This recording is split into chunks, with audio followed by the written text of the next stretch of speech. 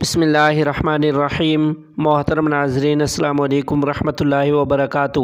عاصم جمیل کی وفات خودکشی، حادثہ یا قتل؟ تفصیلات کے مطابق مولانا طارق جمیل صاحب کے صاحبزادے کی وفات کے بعد واقعے کی ابتدائی تحقیقات کے بعد ڈی ایس پی میاں چنو سلیم مارتھ نے بتایا کہ معروف عالم دین، عالمی شہرت یافتہ مولانا طارق جمیل کا بیٹا گولی لگنے سے شہید ہوا۔ عاصم جمیل نے اپنے سینے پر گولی ماری۔ عاصم جمیل کو تشویشناک حالت میں تلمبہ رورل ہیلتھ سینٹر پہنچایا گیا۔ ہیلتھ سینٹر سے انہیں ایمبولینس میں فوری طور پر میاں چنو ہسپتال پہنچایا گیا۔ میاں چنو ہسپتال میں خون بہت زیادہ بہہ جانے کی وجہ سے عاصم جمیل دم توڑ گئے۔ آر پی او ملتان نے کہا کہ عاصم جمیل نفسیاتی مریض تھے اور کئی سال سے ادویات لے رہے تھے۔ انہوں نے 30 بور کے پستول سے اپنے آپ کو گولی ماری ہے۔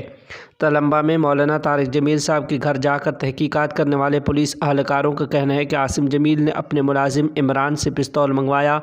جب انہوں نے پستول لوڈ کر کے اس کا رخ اپنے سینے کی طرف کیا تو ملازم عمران نے انہیں ایسا کرنے سے منع کیا، لیکن اسی دوران انہوں نے خود پر گولی چلا لی اور یہ ایک ہی گولی جان لیوا ثابت ہوئی۔